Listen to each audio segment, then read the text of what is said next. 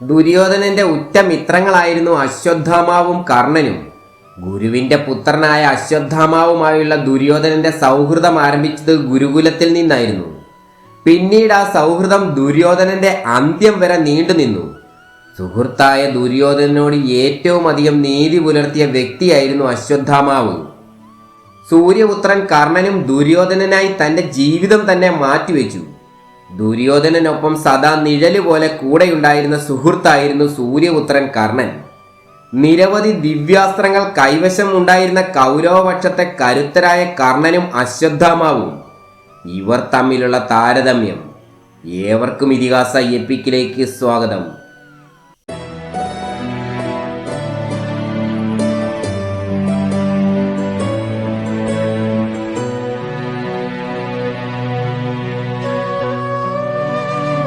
ദേവാദിദേവൻ മഹാദേവന്റെ പരമഭക്തനായ ദ്രോണാചാര്യർക്ക് ഭഗവാന്റെ അനുഗ്രഹത്താൽ പിറന്ന ശക്തനായ പുത്രനായിരുന്നു അശ്വത്ഥാമാവ്.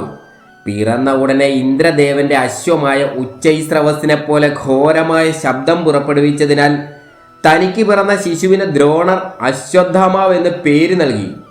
പിറക്കുമ്പോൾ തന്നെ അശ്വത്ഥാമാവിന്റെ നെറ്റിയിൽ കാണപ്പെട്ട ദിവ്യമായ രത്നമായിരുന്നു ചൂടാമണി.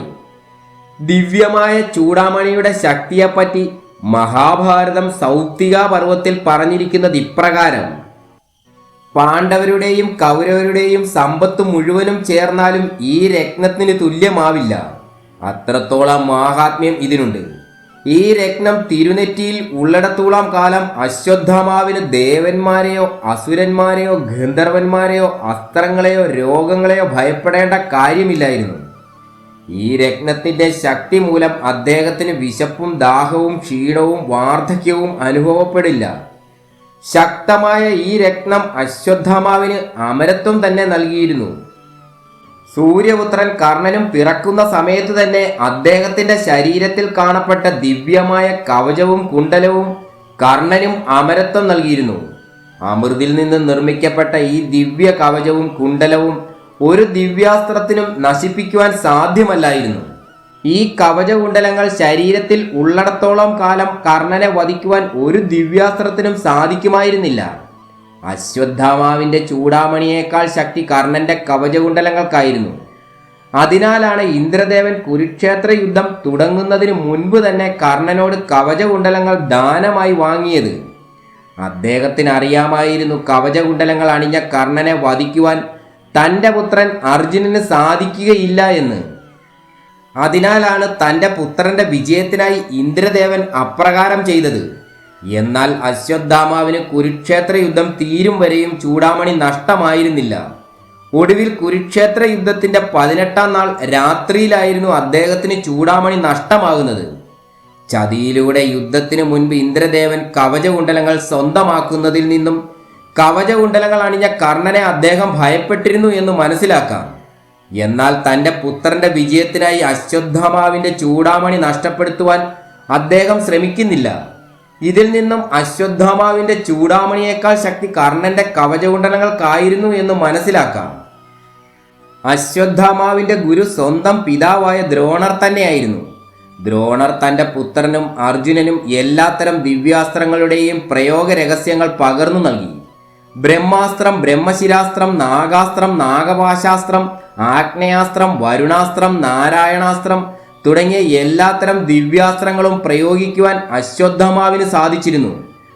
യുദ്ധത്തിന്റെ 15-ാം ദിവസം അശ്വത്ഥാമാവ് തൻ്റെ പക്കലുള്ള ശക്തമായ 2 ദിവ്യാസ്ത്രങ്ങൾ പാണ്ഡവർക്ക് നേരെ പ്രയോഗിച്ചു. നാരായണാസ്ത്രവും ആഗ്നേയാസ്ത്രവും. ഈ 2 ദിവ്യാസ്ത്രത്തെയും പ്രതിരോധിക്കുവാൻ പാണ്ഡവർക്ക് സാധിച്ചില്ല. ഭഗവാൻ ശ്രീകൃഷ്ണനായിരുന്നു ദ്രൗണിയുടെ ശക്തമായ ദിവ്യാസ്ത്രത്തിൽ നിന്ന് പാണ്ഡവരെ രക്ഷപ്പെടുത്തിയത്. കുരുക്ഷേത്ര യുദ്ധത്തിന്റെ 18-ാം ദിനം രാത്രി അശ്വത്ഥാമാവ് മഹാദേവനെ പ്രത്യക്ഷനാക്കി സ്വന്തമാക്കുന്ന ദിവ്യമായ വാളിനെ പ്രതിരോധിക്കുവാൻ ആർക്കും സാധ്യമായിരുന്നില്ല. പാണ്ഡവ ശിബിരത്തിലെത്തിയ അശ്വത്ഥാമാവ് അത്യന്തം ഭക്തിയോടുകൂടി മഹാദേവനെ സ്മരിച്ചു. അപ്പോൾ സ്വർണവേദിയോടുകൂടി അഗ്നികുണ്ഡവും അസംഖ്യം ഭൂതഗണങ്ങളും അവന്റെ മുൻപിൽ പ്രത്യക്ഷപ്പെട്ടു. അവരുടെ നിർദ്ദേശപ്രകാരം ഹോമകുണ്ഡത്തിൽ അഗ്നി ജ്വലിപ്പിച്ച് അശ്വത്ഥാമാവ് സ്വയം ഹോമപശുവായി സങ്കല്പിച്ച് അഗ്നികുണ്ഡത്തിൽ ഇറങ്ങി ദഹിക്കുവാൻ തുടങ്ങി. അവന്റെ ശരീരം അഗ്നിയിൽ കത്തിജ്വലിക്കുവാൻ തുടങ്ങിയപ്പോൾ ഭഗവാൻ പരമേശ്വരൻ പ്രത്യക്ഷപ്പെട്ടു. അശ്വത്ഥമാവിനെ അനുഗ്രഹിച്ചുകൊണ്ട് ഭഗവാൻ മന്ദസ്മിതത്തോടെ പറഞ്ഞു, എന്നെ ആരാധിച്ചവരിൽ ഏറ്റവും ശ്രേഷ്ഠനാണ് കൃഷ്ണൻ. അവനേക്കാൾ ഇഷ്ടമുള്ള മറ്റൊരു ഭക്തനും എനിക്കില്ല.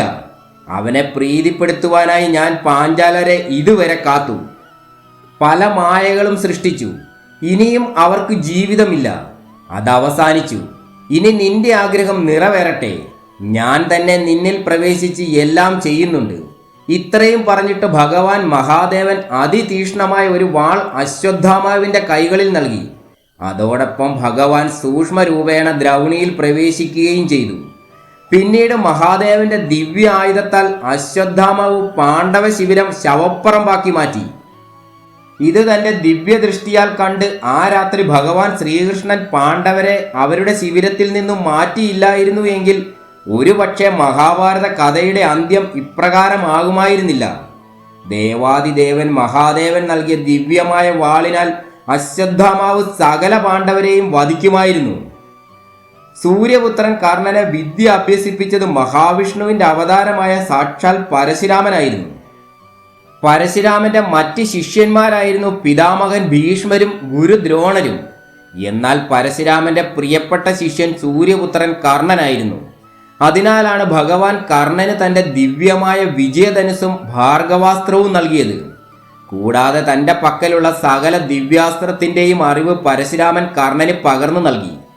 ബ്രഹ്മാസ്ത്രം, നാഗാസ്ത്രം, നാഗപാശാസ്ത്രം, ആഗ്നേയാസ്ത്രം, വരുണാസ്ത്രം, മോഹനാസ്ത്രം തുടങ്ങിയ നിരവധി അസ്ത്രങ്ങൾ കർണന്റെ പക്കലുണ്ടായിരുന്നു. എന്നാൽ ബ്രാഹ്മണനാണെന്ന് കളവ് പറഞ്ഞ് ശിഷ്യനായതിനാൽ ഏറ്റവും ആവശ്യഘട്ടത്തിൽ ബ്രഹ്മാസ്ത്രം നിന്റെ രക്ഷയ്ക്ക് എത്താതെ പോകുമെന്ന് പരശുരാമൻ കർണനെ ശപിച്ചിരുന്നു. അശ്വത്ഥാമാവ് അസ്ത്രവിദ്യയിൽ മാത്രം മികച്ചു നിന്നപ്പോൾ കർണൻ അപ്രകാരമായിരുന്നില്ല. അസ്ത്രവിദ്യയിലും ദ്വന്ദ്വയുദ്ധത്തിലും കർണൻ തന്റെ കഴിവ് തെളിയിച്ചു. ആ കാലഘട്ടത്തിൽ ജീവിച്ചിരുന്ന ഏറ്റവും കരുത്തുറ്റ ജരാസന്ധനെ ദ്വന്ദ്വയുദ്ധത്തിൽ പരാജയപ്പെടുത്തുവാൻ ഭീമസേനൻ 24 ദിവസം വേണ്ടി വന്നു. എന്നാൽ സൂര്യപുത്രൻ ജരാസന്ധനെ ഒറ്റ ദിവസം കൊണ്ട് പരാജയപ്പെടുത്തി. കർണൻ ദുര്യോധനന് വേണ്ടി ദിഗ്വിജയ യാത്ര നടത്തുകയും നിരവധി രാജാക്കന്മാരെ പരാജയപ്പെടുത്തുകയും ചെയ്തു.